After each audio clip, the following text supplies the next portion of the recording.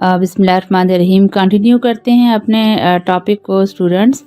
Permanent hardness of water हम discuss कर रहे थे और इसके साथ ही हम ये देख रहे थे कि इस हार्डनेस को रिमूव कैसे किया जा सकता है।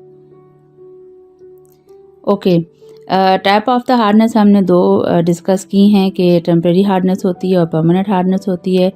परमानेंट हार्डनेस जो है इसको नॉन कार्बोनेट और नॉन अल्कलाइन हार्डनेस भी कहा जाता है, क्योंकि इस हार्डनेस के अंदर यानी इस हार्ड वाटर के अंदर, type of the hard water के अंदर बाइकार्बोनेट्स या कार्बोनेट्स नहीं होते, बल्कि इसके अंदर सॉल्युबल साल्ट्स होते हैं, सल्फेट्स के, क्लोराइड्स के या नाइट्रेट्स के, और किसके, कैल्शियम और मैग्नीशियम के। और ये परमानेंट हार्डनेस ऑफ वाटर जो है वो प्रोड्यूस करता है।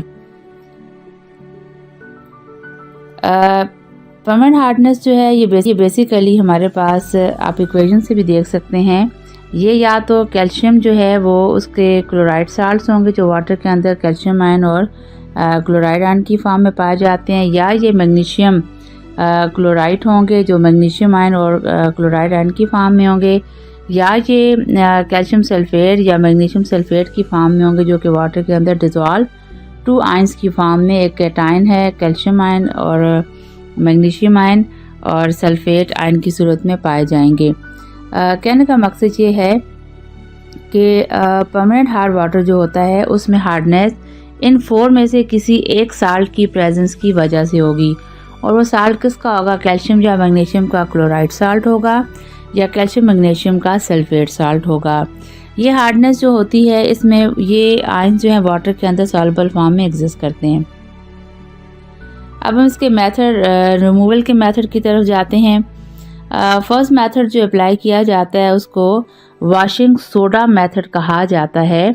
और वॉशिंग सोडा इस मेथड से क्यों कहा जाता है, इसलिए कि that type of the hardness will try to remove with the help of the sodium carbonate.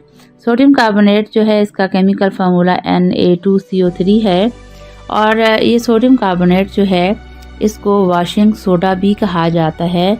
Laundry के अंदर जो है इसको यूज़ किया जाता है for removal of the stain on the different fabric specially. और अब होता क्या है, अगर वाटर जो है हार्ड वाटर वो कैल्शियम क्लोराइड की वजह से हो हार्ड, या मैग्नीशियम क्लोराइड की वजह से हो, या कैल्शियम सल्फेट या मैग्नीशियम सल्फेट की वजह से अगर वो हार्ड होगा, तो इन सब में से कोई एक जो है वो साल्ट जब मौजूद होगा हार्ड वाटर के अंदर जो उसको परमानेंट हार्ड वाटर बना रहा होगा, तो सोडियम कार्बोनेट के ऐड होने से क्या होगा। इक्वेशन को समझिए, मैं एक इक्वेशन एक्सप्लेन करूँगी, बाकी सबका रिजल्ट भी यही होगा। जब हार्डनेस जो है वो कैल्शियम क्लोराइड की वजह से हो और सोडियम कार्बोनेट ऐड किया जाए वाटर के अंदर, तो ये डबल डिस्प्लेसमेंट रिएक्शन होता है बेसिकली। आप देखें कैल्शियम क्लोराइड, इसके अंदर भी दो आयंस पाए जाते हैं, एक कैटायन एक एनायन, और सोडियम कार्बोनेट में भी आपके पास दो जो हैं वो आयंस होंगे, sodium ion and chloride ion, carbonate ion. अब होता क्या है कि जो हार्ड वाटर है, हार्ड वाटर के अंदर पाया जाने वाला जो कैल्शियम आयन है वो रिप्लेस हो जाता है किससे, सोडियम कार्बोनेट से, सोडियम कार्बोनेट के पॉजिटिव आयन सोडियम से, और नतीजे के तौर पर हमारे पास सोडियम का क्लोराइड साल्ट बनता है, यानी सोडियम क्लोराइड बन जाएगा और कैल्शियम कार्बोनेट बन जाएगा। इस तरह अगर हार्डनेस जो है वो मैग्नीशियम क्लोराइड की वजह से है या कैल्शियम सल्फेट या मैग्नीशियम सल्फेट की वजह से है, तो सोडियम कार्बोनेट के साथ रिएक्शन में हर सूरत में वो इनसॉल्युबल जो है वो कार्बोनेट्स में कन्वर्ट हो जाएंगे, जो वाटर के अंदर नज़र आते हैं, रिमूव कर लिए जाते हैं, और सोडियम क्लोराइड या सोडियम का सल्फेट साल्ट प्रोड्यूस होगा। यहाँ भी उसी चीज़ को एक्सप्लेन किया गया है। इसको सोडा ऐश भी, सोडियम कार्बोनेट को सोडा ऐश भी कहा जाता है, और ये परमानेंट हार्डनेस ऑफ वाटर को रिमूव करने के लिए एक इफेक्टिव सोर्स है। नेक्स्ट है जी हमारे पास next method ion exchange method. Ion exchange method जो है ये जैसा कि अपने नाम से जाहिर है, इसमें आयन एक्सचेंज होते हैं, और आयन एक्सचेंज को के लिए रेजन यूज़ किया जाता है रेजन हमारे पास नेचुरली अकरिंग कंपाउंड्स भी होते हैं और सिंथेटिकली भी इसको बनाया जाता है। ये मिक्सचर होता है हमारे पास कुछ कंपाउंड्स का, जिसके नतीजे में इसके डिफरेंट यूजेस होते हैं। लेकिन आयन एक्सचेंज मेथड जब नाम लिया जाए तो इसमें रेजन जो है वो ख़ास तौर पर ऑब्टेन किया जाता है for the removal of the hardness of the water. और ये जो मेथड है आयन एक्सचेंज, इसमें जो बेसिक टूल है जिसको हम कह सकते हैं वो साइट, जो कि हार्डनेस को रिमूव करने का ज़रिया है, वो होता है हमारे पास zeolite. Now what is zeolite? Zeolite basically हमारे पास हम सोडियम जियोलाइट की बात कर रहे थे। जियोलाइट को परम्यूटेट भी कहा जाता है और ये प्रोसेस जो है इसमें बेसिकली सोडियम जियोलाइट यूज़ किया जाता है। जियोलाइट नेचुरली अकरिंग हमारे पास जो है केमिकल होता है। इसका जो जनरल फार्मूला है वो होता है जी Na2O, Al2O3, X SiO2 and YH2O।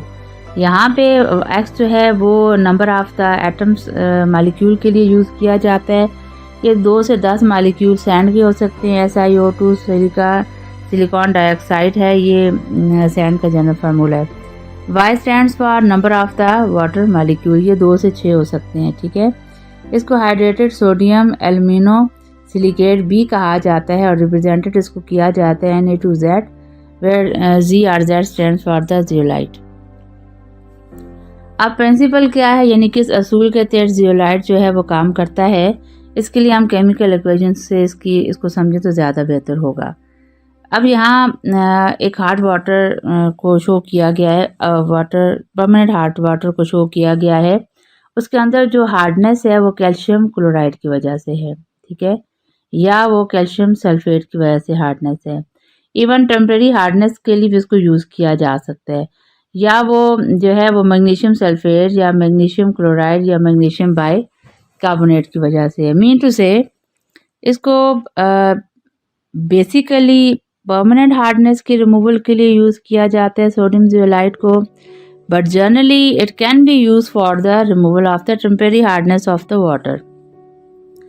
तो वट एवर आपके पास हार्ड वाटर कोई भी है, परमानेंट या टेम्परेरी। अब मैं पहली इक्वेशन एक्सप्लेन कर रही हूँ जिससे आपको सारी बात समझ आएगी और बाकी रिएक्शन भी इसी सीक्वेंस में होंगे। अगर परमानेंट हार्डनेस कैल्शियम क्लोराइड की वजह से है, ये जो आपको लिखा हुआ नज़र आ रहा है यहाँ पे, और सोडियम जियोलाइट से जब इस पानी को गुजारा जाता है, अब जब मैंने कहा पानी को उसमें से पास किया जाता है तो बेहतर है हम ज़रा वो अपरेटस देख लें जिस अपरेटस से इसको पास किया जाएगा। ये हमारे पास एक बाकायदा अपरेटस है। ये एक ड्रम की तरह, सिलेंडर की तरह होता है और इसमें आप देखें टॉप से हार्ड वाटर को ट्रिकल डाउन किया जा रहा है। उसके बाद जियोलाइट बीट जो है वो जियोलाइट के ग्रेवल जो है उसके बाद नीचे का स्टेप है। तो जियोलाइट जो है उस बेड से जब से गुजरता है तो वाटर जो है वो सॉफ्ट हो जाता है, क्योंकि अब हुआ क्या है, हार्ड वाटर में जिस चीज़ की वजह से हार्डनेस थी, जिस केमिकल की वजह से, यानी क्लोराइड या sulphate salt of the magnesium और कैल्शियम, तो वो उसमें आयन एक्सचेंज हो जाता है। यानी जो जियोलाइट है सोडियम का, तो सोडियम आयन अपनी जगह छोड़ देता है और हार्ड वाटर में जो पॉजिटिव आयन होगा उससे ये एक्सचेंज हो जाता है। अब हम इसको इक्वेशन को समझते हैं ताकि आपको ये सारा प्रोसीजर समझ आ जाए। तो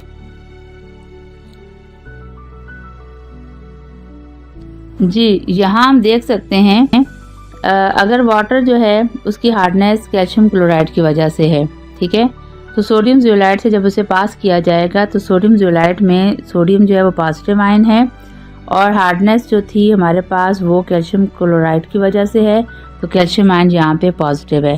तो ये बात याद रखिए कि हार्ड वाटर में हार्डनेस जिस भी केमिकल की वजह से, कैल्शियम या मैग्नीशियम के क्लोराइड्स की वजह से हो, कैल्शियम या मैग्नीशियम के सल्फेट्स की वजह से हो, कैल्शियम या मैग्नीशियम के बाइकार्बोनेट्स की वजह से हो, जो मेटालिक आयन है, कैल्शियम है, मैग्नीशियम है, ये मेटालिक आयन है, ठीक है, ये पॉजिटिवली चार्ज होता है।